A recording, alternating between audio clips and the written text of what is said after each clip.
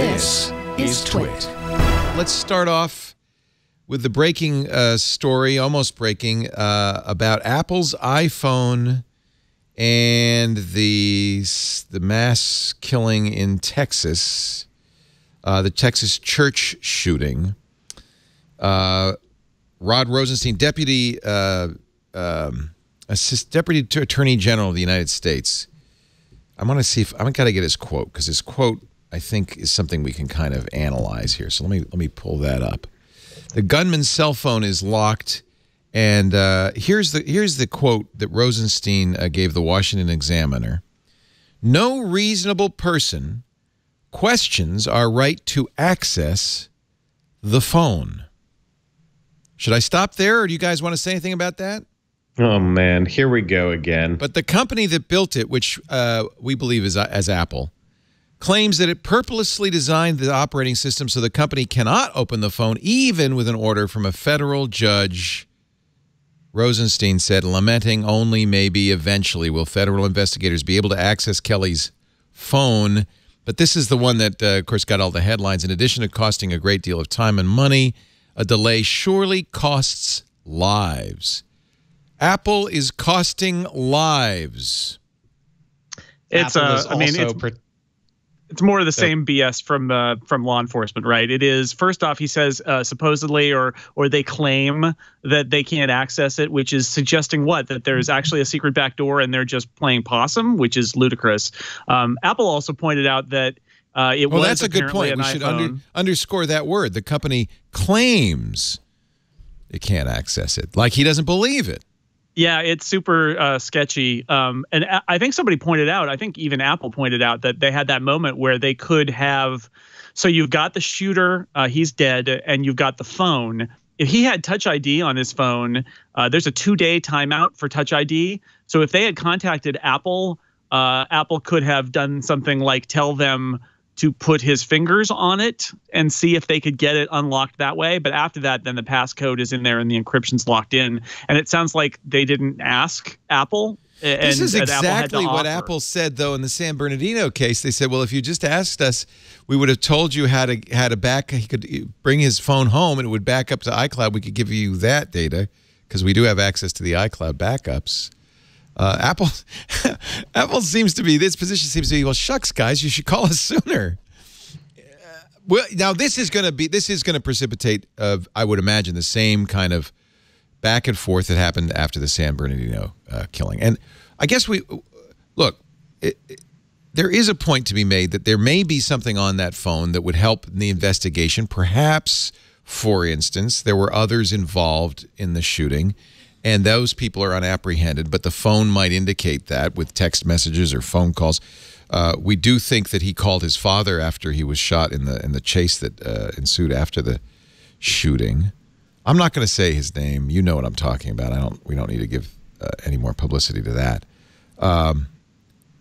But there's the larger question of why doesn't our Department of Justice understand that a backdoor to any phone or any encryption would be dangerous?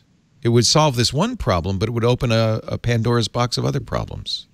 Well, the other thing that's interesting to me, at least, is like, first of all, this is one of those stories that makes me say, okay, what year is it again? We already did this. We already had this entire conversation.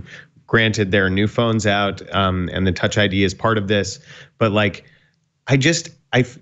a lot of these examples that were these tragedies that we are experiencing still seem to be mostly, for lack of a better term, lone wolf situations, right? And I think that trying to make this argument that you're going to get information, clearly this information is important in the case, right? Or the information that law enforcement wants to get is important in the case. All information that they can get is important in a case like this. But at the same time, it just doesn't seem like any of these examples have shown that you're going to actually get that much more from unlocking a phone like this. And as the security community makes, I think, a valid argument, it's a really slippery slope. And as soon as you build the back door, as soon as you open this stuff up, it's just that much more vulnerable and more harm comes than good.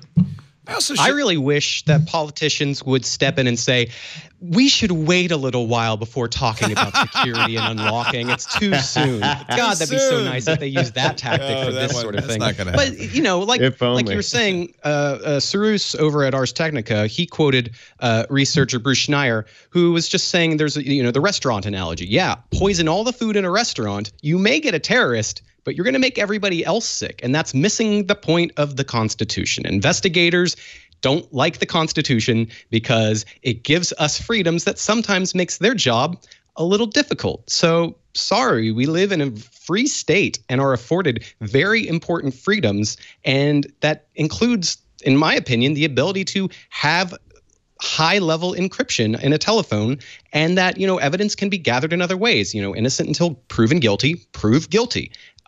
So I'm not saying that I am super stoked about really bad people being able to more cleverly hide information that could be used to prosecute them and render justice. But we're in America, and I think that is way more important than these one-off cases. I mean, there's also, the argument to be made. Well, what did law enforcement do before smartphones? I mean, this is brand new stuff. This contains more information than anything we've ever had before. Location, all sorts of information that's being gathered. One of the things they did before was search the house, right? We didn't have all of that personal information. It was just the stuff that was in your brain. But encryption makes this a little bit different, and I understand that. And in fact, this guy, in one of his more kind of deep interviews, did unfortunately what the Washington Post editorial board did not too long ago too, which is this weird wish casting where they say, surely there's a way that we can have people have privacy, but also have a way for law enforcement to get in. And the answer is no, that's not how cryptography works. That's the biggest problem. That's not how math works. They have a fantasy that there is a way to do some sort of escrow or key escrow or something that would give law enforcement a backdoor. They still have that illusion, even after the NSA accidentally released all of its exploits to the wild, causing the massive Petya ransomware epidemic, that they somehow could do this magically. I don't know what we do. I hope this doesn't. We don't get a San Bernardino Redux here, but it feels like we're headed that way. Yeah, me too. I've already seen this movie. Yeah. I don't feel like we need to see it again. But is he accurate when he says no reasonable person questions our right to access the phone? No, he's not accurate. Okay. So many people question law enforcement's right to access the phone. In my opinion, I think all of us are saying so. Yeah. Yeah. Well, I don't know. I think on the one, if there were a perfect world where you could say, yeah, there's a way that they could get the phone without risking all of us, without poisoning all the diners in the restaurant. That's a great analogy. If there were a way to do that, I wouldn't be against them having access to that guy's phone. That's evidence, right? Fair. Yeah, I would agree with that. Yeah. I really fear the day that, like you're saying, something leaks and every BitTorrent site I can imagine just says, all these tools that the government has gotten that all reasonable people believe they should have access to, well, now they're just available on any random Russian server, and boom, that's it.